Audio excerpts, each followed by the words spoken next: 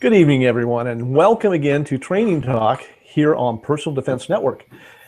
This is the show where we talk about you, about your life, and how to protect it. In the next hour, we're going to explore how you can prepare and equip yourself to face that worst-case scenario and to keep you and your family safe. And that's really the bottom line, isn't it? Now, in this show, we don't talk about politics or religion, and you're not going to hear crazy conspiracy theories or fringe commentary. Just reasonable, responsible information that you can put to use right away. It's I think it's the reasonable way to look at self-defense and personal preparedness. And I hope that you enjoy it and get some use out of it as well. Now, if you enjoy what we're doing here, and I hope that you do, would you mind sharing this show with your friends and your family and your neighbors and your coworkers? Put it up on social media, share it on Facebook, talk about it. I know that people will appreciate the information that they get from us, and I think they'll appreciate you for thinking enough of them to share this information with them. So tonight is really a neat show, and we'll get to my special guest here in a couple of minutes, but we've got a really great show that we're going to be talking about. And I don't know if you can hear this, but my chair is squeaking a little bit tonight, and I apologize for that. All of a sudden, things kind of just happen, and you notice things just be right before a show goes live, and my chair is squeaking, and it's very embarrassing. But I hope it's just the weather. It's very hot here in Oregon today, as it is around a lot of the country, I understand.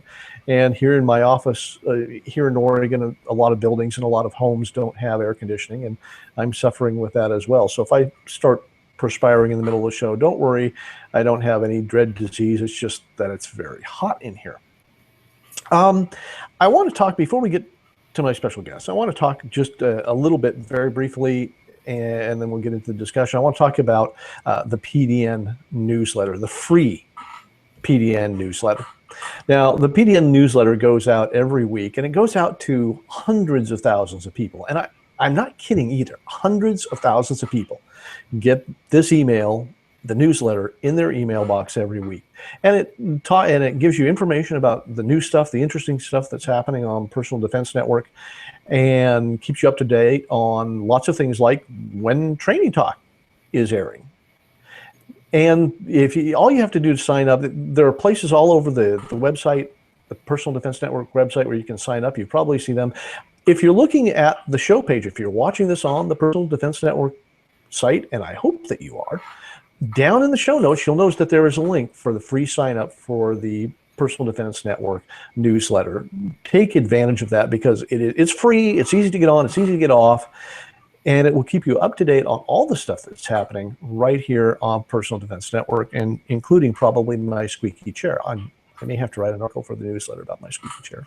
So be sure to sign up for that, get advance notice of all the stuff that's happening, advance notice of Training Talk episodes. A lot of great information comes through the newsletter, and like I said, it is completely free. So that having been said, just follow the link right in the show notes. You can get it there, or any place on any of the pages on the Personal Defense Network site. There are lots of places you can sign up. If you're not already, do it. So tonight, I've got a special guest tonight, and this is really exciting for me, because I've known my guest for a number of years now. He and I met at an instructor development course some years back, and he impressed me with his teaching ability. In a room full of really good instructors, he was a standout. And we got to know each other, and I respect his opinion, I respect his teaching ability, and I respect the knowledge that he brings to the topic of self-defense. And he does specialize particularly in the world of the knife, both as a self-defense tool and defending against the knife. And he is a legitimate expert. And I'll just read this to you. He's the owner of Safer, Faster Defense, with offices in California and Italy, I might add. So he literally trains around the globe. And he's a lead instructor for ICE Training Company and Combat Focused Shooting. He offers a well-rounded approach to self-defense training, teaching hand-to-hand knife and firearms tactics to his students, with a heavy emphasis on the psychology of confrontation, fear management, and mindset development. So if you will stand by for a minute, and welcome to the show, Alessandro Padovani. Hey, there he is. Hello, Grant. Hello, everybody. Welcome, Ali. Hey, thanks for coming on tonight. And truly a globe-trotting instructor. All over the world, all over the United States. You're constantly in demand, right? Doing all kinds of things. What's it like being as famous as you are? Well, I think that being in demand and being famous are not necessarily going hand to hand. I'm glad that I'm in demand, though. It's really, it's its own best reward in a sense, because it allows me to teach more people, to affect more people's ability to defend themselves. So, staying busy obviously has, it's a need for us that do this job professionally, but it really is a blessing, because it really allows us to affect people's ability. And that's really, what any instructor with any integrity, that should be their main focus. One of the things, before we get started, by the way, I'm going to take a drink because I'm already starting to get a little parched. And I don't even know if you've seen this, Ali, but I think you have to see this. My original tactical hippie water bottle that was given to me by Josh Gideon at No Soft Target. So I may need one of those decals, because I think that I may be the only other instructor that may vie for that title with any legitimacy. Yeah, you may be. What we'll have to do someday, we'll have to get together and compare tie-dyed T-shirts. Mm-hmm. Yeah, we'll do a fashion show. It'll be awesome. So the reason I want to have you on tonight is because you wrote an interesting series of articles for Personal Defense Network, and they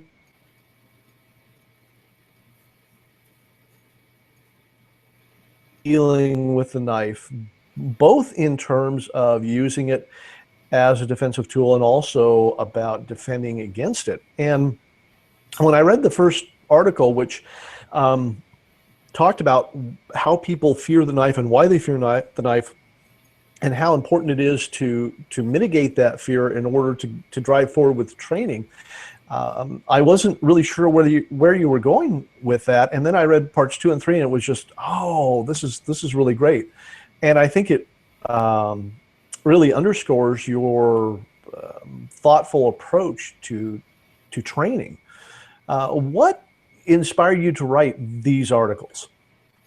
Well, it's really simple, actually. The way that I approach both my training and the training of my students for self-defense, it's a total approach in the sense that you need to prepare yourself emotionally, psychologically, and then physically to defend yourself.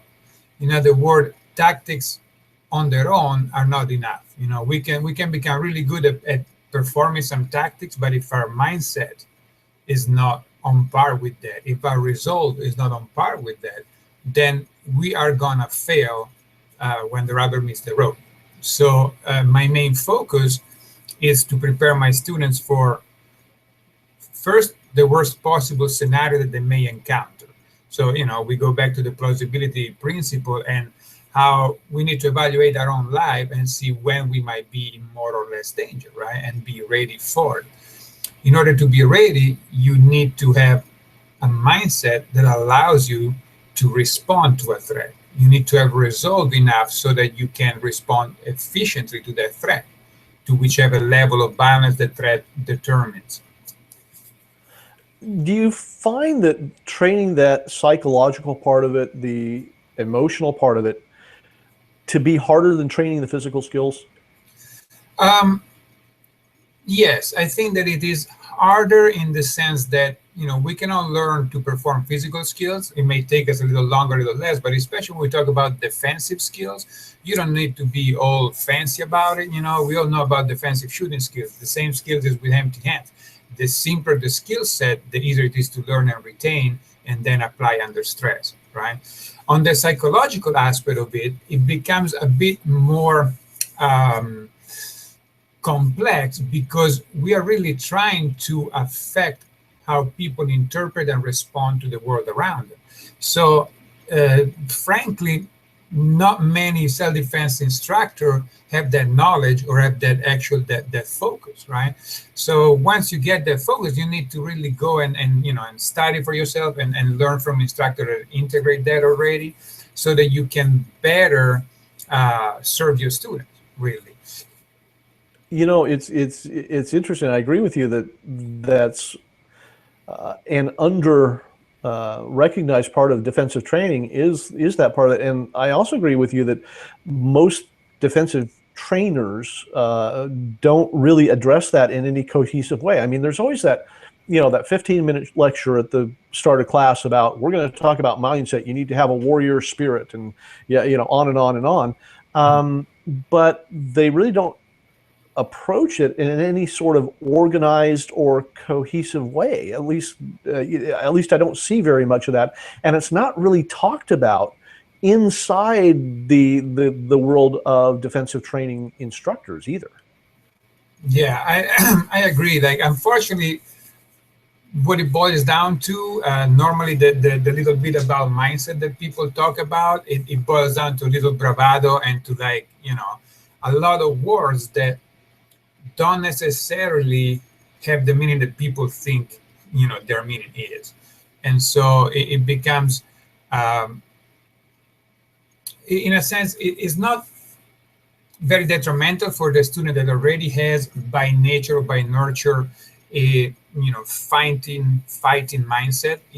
What I mean by that is somebody that is ready because of prior experience to respond to a threat in a certain way. But a lot of people that approach self-defense, they approach it because they lack the confidence. They lack the confidence that is given by prior experience and competence, right? So for those students, just talking about mindset, fear management, and resolve is not going to be enough. It's like, reading a book doesn't mean that you learned it. It just means that you've been exposed to it, the notion briefly, but the notion in of itself does not affect behavior.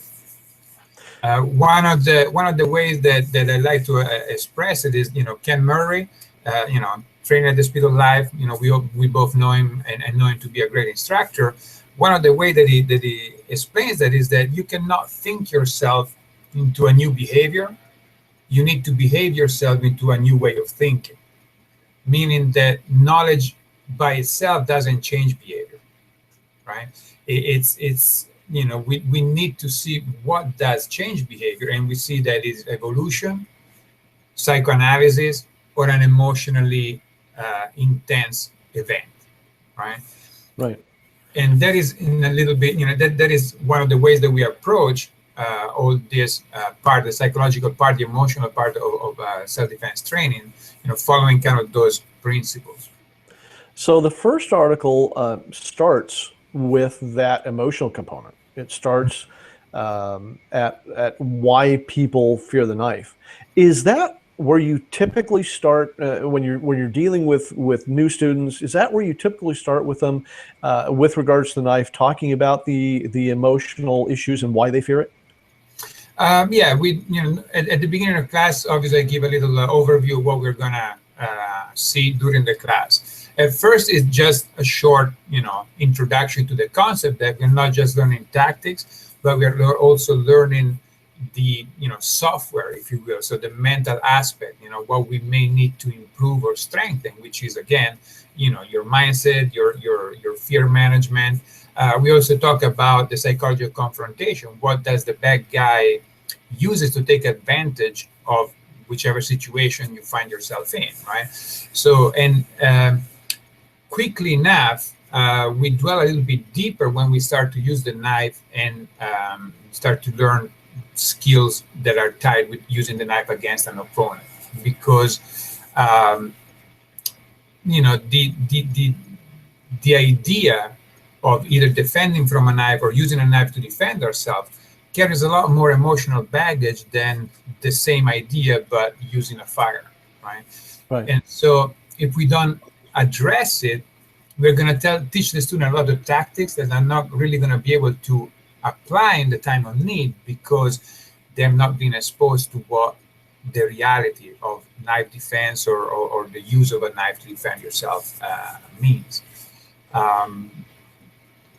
What we fear controls us, right?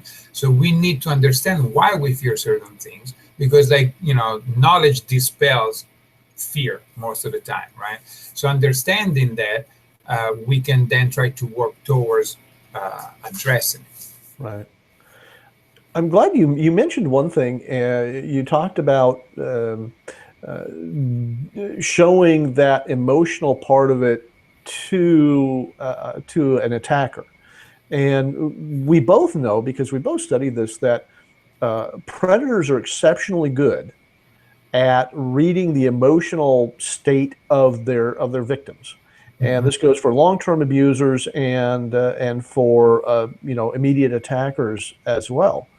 And it's interesting that you mentioned that, because I've never really heard anybody talk about that emotional part of it and dealing with the emotional part of self-defense with regard to how it affects and how it gives their attacker leverage over them. Mm-hmm. Yeah, because if you think about it, fear, right? It's a natural response to danger, and it has a very positive value to our survival. It jumpstarts the body natural reaction. It just start your adrenal response. A bunch of chemicals come coursing through your body to make you stronger and more difficult to kill. Simply put. So what happens is that if we cannot learn to manage that fear and use it as a positive, fear quickly devolves into anxiety and panic. Now, panic is a state of mind that elicits wildly irrational thoughts and behavior. So we cannot allow our fear to devolve into panic, because our action after that are really not going to be beneficial to our survival. So the way that we control fear is by first understanding that it's normal. I like to say in my class that the only people that don't feel fear are sociopaths, psychopaths, and liars, right? And everybody else is wired to recognize danger. Once you recognize danger, you feel fear, because fear is basically apprehension about an event that is about to happen. If I know that I have the skill to face that event, then I can manage my fear and just use the positive benefit that gives me, right? If I feel that I don't have the tools to address that event, that's when the fear is going to devolve into panic. Right.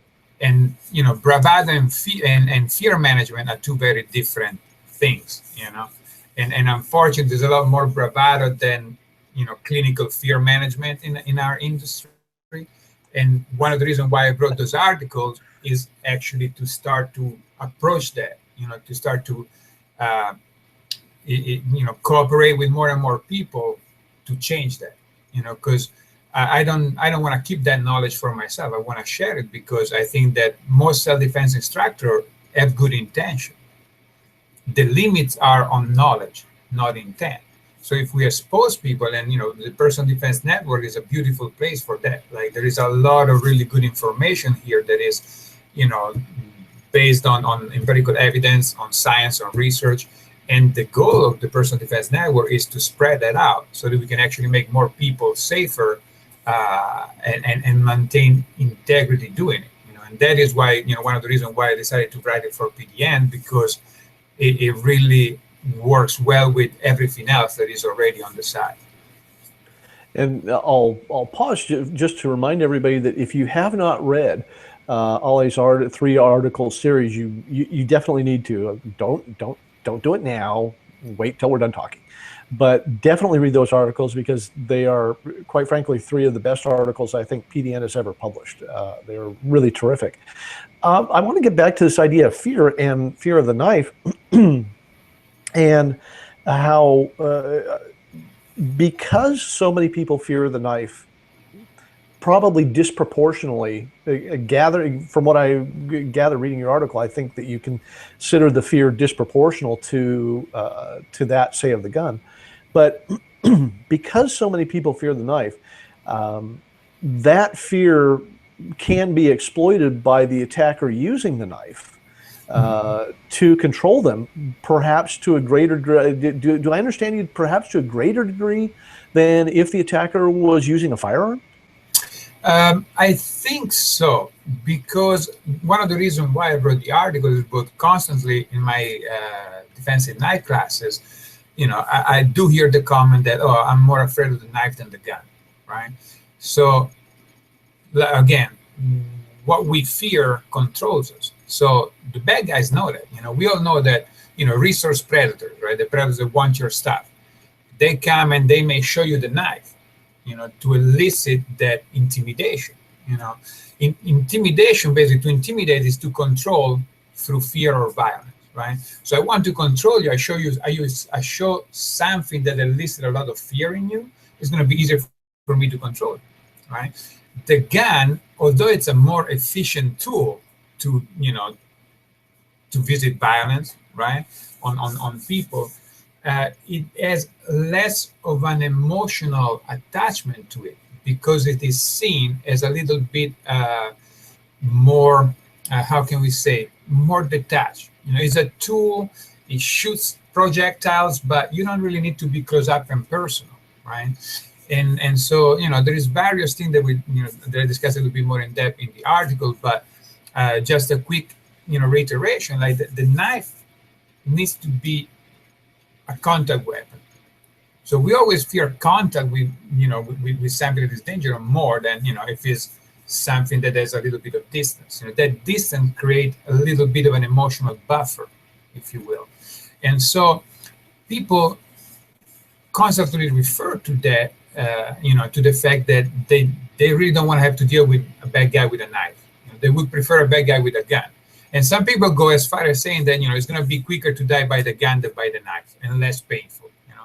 Now, my goal is to train people out of that mentality, right? And again, the thing that is most effective for that is to bring knowledge that dispels those biases that people have. Now, I grew up on a farm, and we slaughtered a lot of animals, and of course I've been a hunter, and I've certainly cleaned a lot of animals that way. And so I have, I would say, probably a fear of what the knife can do, because I've done it against flesh, and I know what it's capable of doing. But I'm not sure, is there a difference between fear and respect? I think that, in this case, when we're talking about tools that can do you harm, fear and respect can almost be synonyms, if you will, right?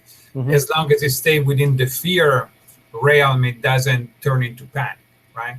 Because, in a sense, it is the same thing, fearing and revering something are very similar, I may fear something, I may revere something because I fear the consequences, right?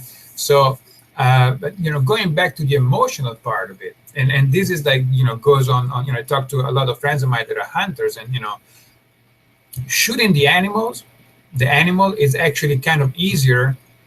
The first time you take a shot at a deer, it's easier than your first time you have to dress a deer, right? Shooting is at the distance. It's a bit more, you're removed from it. When you have to skin and butcher the animal, you're in it. It's an intimate event, even if the animal is already passed, right? The gruesomeness of it, the warmth of the blood, the smells, everything else, it's a lot more intense. And in a sense, there is a parallel, to how we respond to those stimulus, even in a self-defense context. Do you, in your students and in your study, because you've been doing this a long time, do you find that there is a gender difference between the way that men and women either approach knife defense or the fear of the knife? Is there more fear amongst one gender than the other? And if so, which one finds it easier to break out of through training? As a matter of fact, I don't see a difference in gender about the knife. I do see a different approach to self-defense that is gender-based, and it has to do a lot with how male and female are raised, and what is seen as their character trait that needs to be valued, right? So obviously, women are raised and being more nurturing, if you will, right? So they have that sense of being there for other people, helping out, while the males are not necessarily raised to be nurturing. They're more raised to be, proactive and kind of rough and tumble, if you will. Growing up, not many women end up in fisticuff fights in school, right? Quite a lot of guys may end up doing that, even if they're not necessarily very effective or very gruesome or very violent, but at least there is a prior experience of combat, if you pardon, the expression. So I find that many guys develop false expectation of their abilities and their ability to perform in a defensive situation, while many women develop a sense that they're not going to be effective no matter what, right? So one of the ways that I approach that, both in my MTN classes or my knife classes or even the firearm classes, is to really discuss it, understand why they feel a certain way, and then expose them to some scenarios, to some simulation first, then some scenario, and then eventually some good force-on-force event. I do feel that reality-based training, so training that basically replicates realistic situation with trained role players that offer realistic stimuli for the students to react to, are the way to go to affect those beliefs, whether it is a full sense of confidence or a lack of confidence in their ability, in the most efficient way possible. It's, in fact, the second article in the series where you talk about reality-based training and its application. Excuse me, you talk about the way humans solve problems and how reality-based training and why reality-based training is so effective with that. So can you expand a little bit on the role of reality-based training in helping students, specifically in helping students past the emotional biases that they have, and in particular with regards to the knife? Sure. So in order to do that, we need to talk a little bit about mindset, right? We talked about it before, and a lot of people talk about mindset without really understanding what that means, right? One of the best definitions for mindset that I find is an habitual or characteristic way in which we interpret and respond to the world around us, right? So this habitual and characteristic way, so our mindset, the attitude that we have towards things, is formed by our experience, right? Our memories. So it is true that some people may find themselves with a mindset that prevents them from being effective at defending themselves, but that is not something that is fixed, right? If it's a product of your experience, it means that if we feed you different experiences, you're gonna change the way that you look, interpret, and respond to the world around you, right? So if your belief is that as a 120-pound adult, you cannot defend yourself against somebody that weighs 200 pounds, right? Your mindset is going to be that. You're going to find yourself somebody that threatens you, that is like you feel, it's out of your reach, out of your ability to defend. You're going to go into a mindset that is more of a victim mindset. So you're going to feel threatened instead of challenged, right? We all know that we succumb to a threat and we rise to a challenge, right? So how do we make it so that this belief, that is just a belief, right, does not affect your mindset? We put you in a situation, in a scenario with a role player that is trained. We teach you tactics that you can employ and when to employ them, right? Because nobody wants a fair fight, right? If I have somebody that is bigger or stronger than me, and there is plenty of people out there that are, I don't want to start the fight from 5 yards away and, showing what I have, what my skills are, right? So I want to maybe show a little bit of submission, maybe try to manage the situation verbally. And when the bad guy sees that, he's going to approach you with less fear of what may happen to him. So his approach is going to be easier for you to exploit, right? It's going to be easier to reverse the table and take the bad guy by surprise, right? So when you go through a couple of scenarios and that happens, now the belief that you had that just because somebody is bigger than you, you cannot defend yourself, is starting to, find no parallel in reality, right? So you're going to start to form new memories of successful resolutions against that specific problem in that context. And those memories are going to start to change the way you look at it, change the way you look at things, change the way you approach it. So the way that you see the world is different.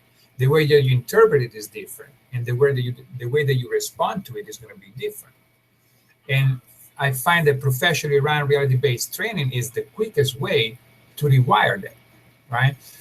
It goes also to the concept of neuroplasticity, right? It's a fancy word to describe the fact that the brain is constantly changing, rearranging the neurological pathways that allow us to function, and it constantly changes in response to new experiences, right? So again, it's not about, well, you had to have a fighting mindset or you don't. No, it's about how can we change people's mindsets so that they are going to be more confident, comfortable in their ability to defend themselves.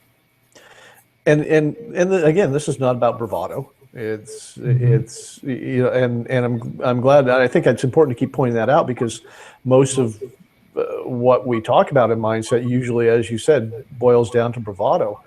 Now, one of the things I found interesting in the article, and talking about the reality-based training part of it, is that students were reluctant to target specific areas when they were defending against an attacker. They were reluctant to target specific areas, even though they knew ahead of time that those were the most efficient places to target. Mm-hmm. What are those areas, and why are people reluctant to target them? How do you get students past that reluctance? Yeah, so that is another very curious things that happen. In my program, we consider the most valuable targets to be the face and neck, the groin and peritoneum area, right? Because of being target rich, face, you got eyes, you got airwaves, you got ear, throat, and so on. The groin, obviously, you have a lot of vascular, target. Yeah, we know all the reasons. Yeah. Yeah, peritoneum as well. But most importantly, whenever you introduce a noxious stimulus to those areas, there is an intense instinctive reaction, right? When we start to flinch, the reaction is basically to protect the most vital part. And the head is the control center. So the brain knows that if you lose consciousness, there's nothing else that you can do to protect yourself, right?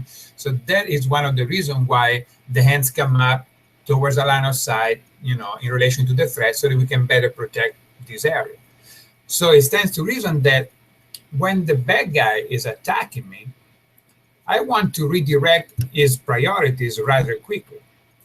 And it's a lot more efficient to do so by attacking the groin on the head than by attacking muscular targets, right? There is a big myth in the martial arts and in self-defense with knife that if you target, the tendons and the muscles, you slice the wrist and the guy loses the use of the hand, slice the quadricep and the people fall down, And a lot of people put a lot of effort in developing those skill sets without talking to a orthopedic surgeon, without talking to first responder, without talking to a emergency room nurse or doctor, right? Because if they spend the time to do that, they realize that the body is a lot more resilient than people think. So a lot of the professionals laugh out loud at the fact that those are the targets that people teach, right? Take those targets if they present themselves, but take them on the way to better targets for yourself. So That's why I focus the training toward those targets. Unfortunately, those are also targets that are a lot more intimate to people, right? We know what we are preparing ourselves to do, right? So they're intimate in nature because we don't like things in our face. We don't like objects coming rapidly toward our groin, right? That's a given. So one of the reasons why people have a harder time is because of the intimate nature, and also because when you start to target particular parts of the opponent's body, you have to come to terms with the fact that that is exactly what you're doing. If I'm failing to defend myself, I'm kind of removing myself from my resolve, my intention, from the fact that I'm actually there to hurt somebody else rapidly, right? And that's why a lot of people, even with that knowledge, once you add a little bit of the emotion intensity, when it becomes a little bit of a simulation and so on, they will revert back to try to, target the torso more than anything else, because it kind of takes away intent, right? And because most people, luckily, don't have sociopathic tendencies, most people don't rejoice in hurting other people. So it's a really big step that you take your student through with this kind of training, right? It's the intimacy of it, the fact that cannot deny their actions, and they need to take responsibility for those. It's I'm glad you explained it that way, because as you were describing, and I noticed it myself, as you were describing targeting the groin area. Now, I've certainly talked with a lot of people, and over the years, talked about people in shooting, for instance, making pelvic shots. Mm-hmm. And interestingly enough, though that never affected me, I never really even thought twice about that. But when you were describing targeting the groin with a knife, and I honestly think that I'm beyond this, but the reaction that I had was immediate and it was visceral, and I did not expect myself to have that reaction.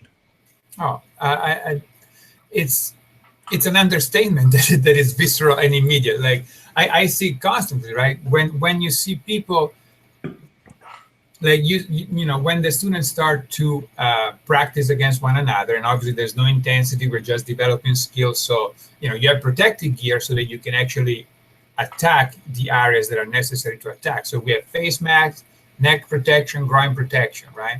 But you see people, when now you put them to that task, and there is pauses, there is nervous laughter, there is a really intense understanding, if you will, of what is going on and the effect that it has on them. You see people kind of like taking 3 steps and running away, just to get rid of those shakes, because it is real, right? And it is that deliberate intent that makes a big difference as well. When I read that in the article, when you were talking about people, the nervous laughter and the running away and that kind of thing, I'll be honest, when I read that, I thought, oh, well, that's silly. I certainly wouldn't have that reaction because I'm tough. And then you're starting to describe this, and I tell you, I understand it now because I had that reaction. Would you do me a favor? Explain the difference between stress inoculation and stress exposure in the training environment. Mm-hmm. Sure. So, and that goes back again to reality-based training and so on. So one of the other advantages of reality-based training is that by putting people through different scenarios, right, different contexts, we expose them to more and more of the stressor that are part of a self-defense situation, right?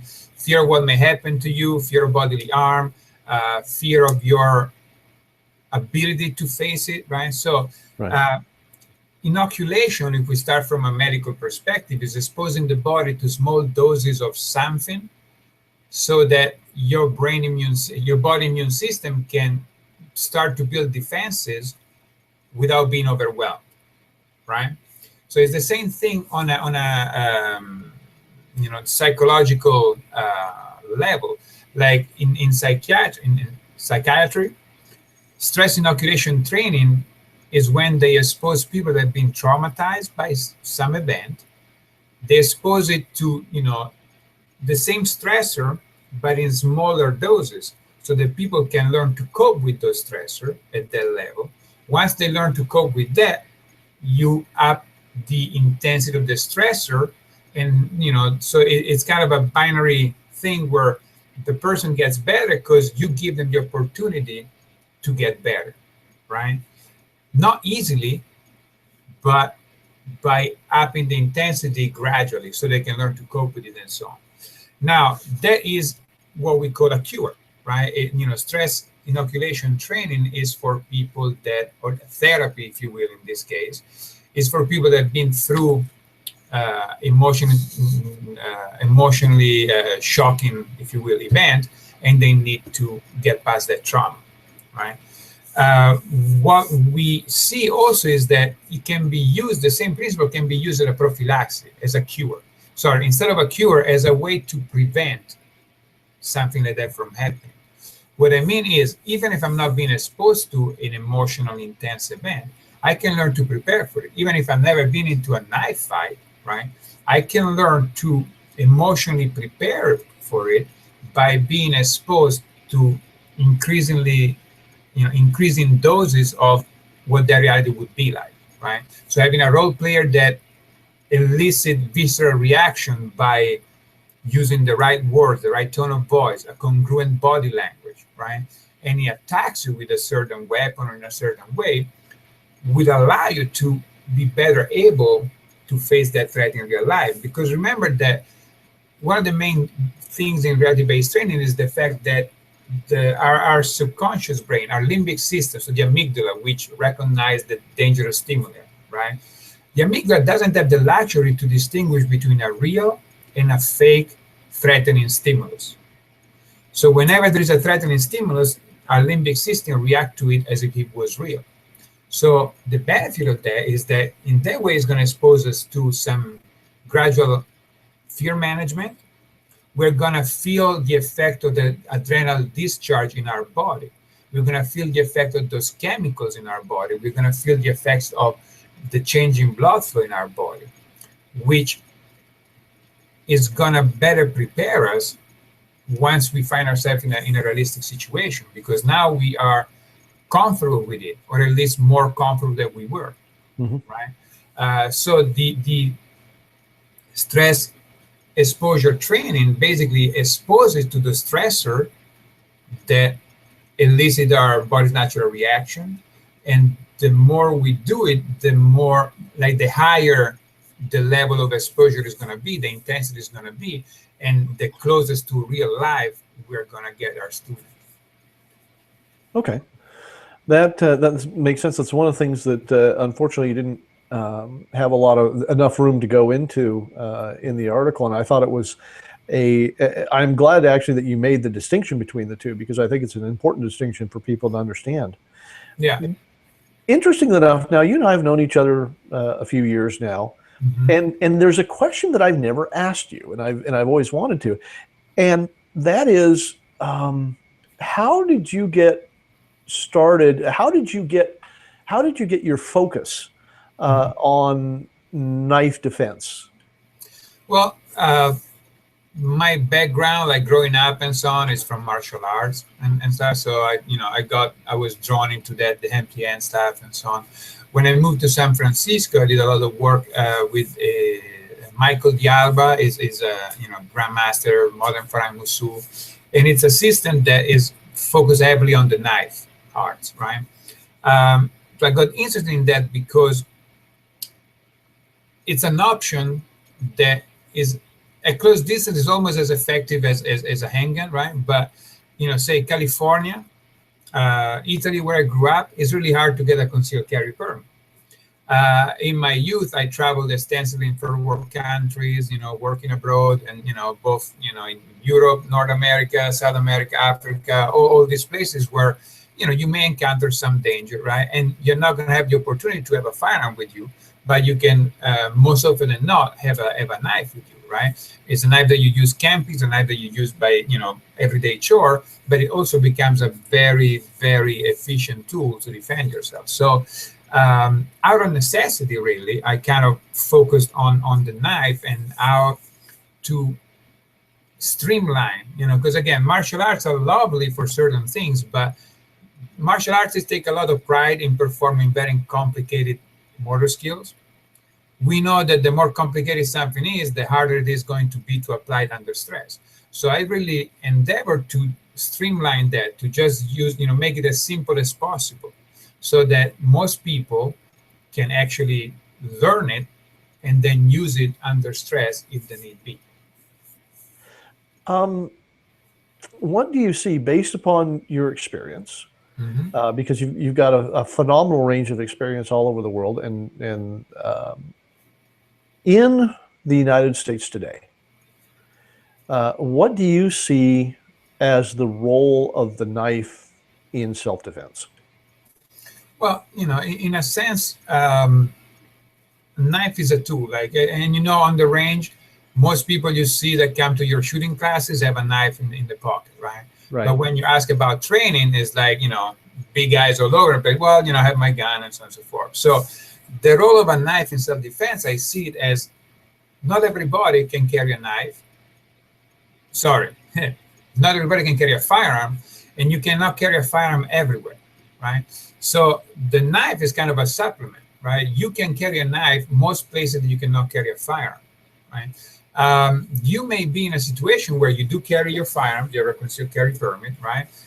But because of how you carry and the situation, I say now you're, bent over your car on your strong side, fighting off two attackers, you cannot access your handgun, right? You may be able to access a knife if you keep it on the opposite side of your primary defense tool, right? So for me, the knife goes hand in hand with the firearm, right? Obviously, there is also a distinction that I want to make, because a lot of people ask the question, right? So if I have my firearm, if I have my knife, and I'm confronted by somebody who wants to do me harm, right? When should I use the knife and when should I use the firearm? And it's kind of like an interesting question, because frankly, from a legal standpoint, the firearm and the knife are lethal tools, right? If you use them with intention to stop somebody, they're lethal tools. So there is no distinction. It's not that the knife is when it's less dangerous and the gun when it's more dangerous, right? So if I have a CCW and I can use my gun, I will go to my gun because it's a more efficient tool to defend yourself than your loved one. If I cannot access the gun, or if I don't have the gun because I'm at the public library, because I'm at the post office, because I'm at a bar, right? Now that's when I'm going to go to my knife as my primary defensive tool. Okay. Man, believe it or not, we've used up almost all of our time. I'm going to take a break here and talk just a little bit, if you don't mind, about the PDN Premium membership, and then we'll be right back to wrap this whole thing up. Is that okay with you? Of course. Okay. So let's, if you've been around PDN any length of time, you probably know that there are two sides to the Personal Defense Network. There's the free side, which is where you can get all the great information. There's just a ton of free information, let's face it, including all these 3 articles on the emotional components of knife defense, which again, you should read. And particularly if you are an instructor, you should read, because they are really phenomenal. But there's another side to Personal Defense Network, and that's the premium membership side. And that's where you can find all kinds of exclusives, a lot of exclusive videos, exclusive articles that you just don't find here on the public side of Personal Defense Network.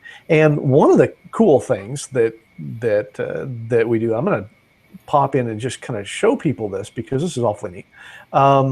And one of the things on the premium membership side of it is something called training modules. Now, training modules are collections of training videos that revolve around a specific topic. And they're an easy way to get all of the information you need without having to dig through all of the archives on the membership side, on the premium side, because like I said, there's a lot of information there. I don't think I've been through it all yet. There's just that much information. But for instance, they just added a new training module on what to do in the event of an active shooter incident. So it's basically a customized video playlist that you can go to and get all the information, all the curated information that we have on a specific topic. So, and this came out, by the way, the news about this came out in the Personal Defense Network newsletter. That's right. That's how I learned that they had just put up this new training module. So that's one of the things that you get on the premium side for being a premium member here at Personal Defense Network is access to all these really cool training modules. And you can get membership onto the premium side of Personal Defense Network for only $10 for your first year if during checkout you put in the code GRANT10. That's GRANT, the numbers 1 and 0, all one word, GRANT10 at checkout. And that gives you your first year of premium membership at Personal Defense Network for only $10. And that's 72% off. It's an easy way to check out and see if you like premium membership here at Personal Defense Network. Get access to all of those exclusive videos, exclusive access to training modules, which is another great benefit. And it's normally, like I said, I think $34.95 your first year, $10 if at checkout you put in the code GRANT10, GRANT, the numbers 1 and 0. Now on the show page on Personal Defense Network, and I hope you're watching it through that. You can also watch the show through YouTube, but on the show page, there's a direct link for you to sign up to become a premium member and just put in that code. And that code is, I've got it listed there so you can't forget it. So you can't forget GRANT10 and put that in and your first year membership for only $10. It's a great way. And by the way, that's for the whole year. That's not $10 a month. That's for the whole year. And like I said, we don't talk about politics on this show, but I think that certain people in politics would probably refer to that as a huge deal, and it really is. So I had to make that joke. I've been preparing that joke for 2 weeks, folks. I hope you appreciate that. So premium membership here at Personal Defense Network, only $10 for your first year. Sign up, put in the code GRANT10, GRANT, the numbers 1 and 0. And you'll get that special deal. So our next show is going to be, let's see, this is August 4th. Yeah, this is August 4th. Our next show is going to be August 18th, the second Thursday of the month. So be sure to put that on your calendar because we'll be talking about doing some of your viewer emails that have come in, talking about some more topical things. So that'll be a great show too. Don't forget it. So just 2 weeks from today. So let's get back to Ollie here. And Ollie, would you tell everybody how they can follow you and get in touch with you and keep up with what you're doing and sign up for your classes and all that kind of thing? Sure. So the easiest thing is my website is saferfasterdefense.com. Then I'm on Facebook under my name, Alessandro Padovani, or under saferfasterdefense.com, and on Instagram as well, saferfasterdefense. Send me an email. My phone number is out there.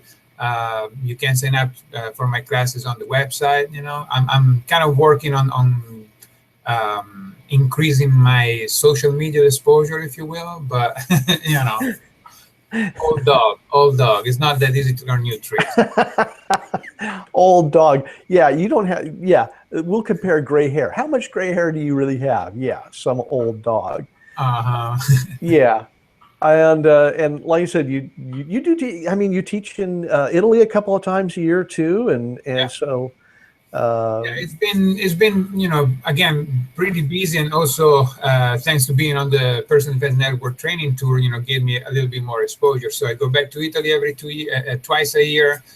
Been in Mexico. I'm setting up a class in Panama. Hopefully, there is a few more exciting things coming down the pipe. But I go pretty much every month to Reno Guns and Range in Reno, Nevada, an awesome facility. Bristlecone shooting range in Denver. It's one of my monthly stops as well. And we actually just started to develop a reality-based training aspect, the room and gear and instruction there as well. As much as the Reno Guns and Range, they have a beautiful, beautiful facility. There is a reality-based training room with all the gear necessary, moving walls and everything. So those are kind of two of my steady stops, but I'm going to be traveling throughout the United States quite a bit. Cool. And we don't have a lot of time, but I wanted to just very quickly, because this is a good question I'm sure people are going to want me to ask, so I'm going to ask it. What's your favorite carry knife, your favorite defensive carry knife? Mm-hmm. That's a good question. And like part of the class, especially the first day, we do, kind of have a back and forth with the students about their knife and what they carry. And frankly, I don't have a favorite, but the things that I look into a defensive knife, the quality that I look for are ergonomics, because after all, a knife is a tool, right? So ergonomics are extremely important, because if you use it defensively, you're going to subject the knife to a lot of force coming back to your hand, to the mechanism of the knife. So ergonomics is very important. A pronounced guard, so the ability to protect your hand from sliding forward on the knife, right? Okay. That's really important as well. Then we have the locking mechanism, which needs to be very strong, because again, we put it, once you strike somebody, you may strike a leather belt, you may strike a metal button, you may strike, something like that. So consider the fact that a lot of force is going to come back at you.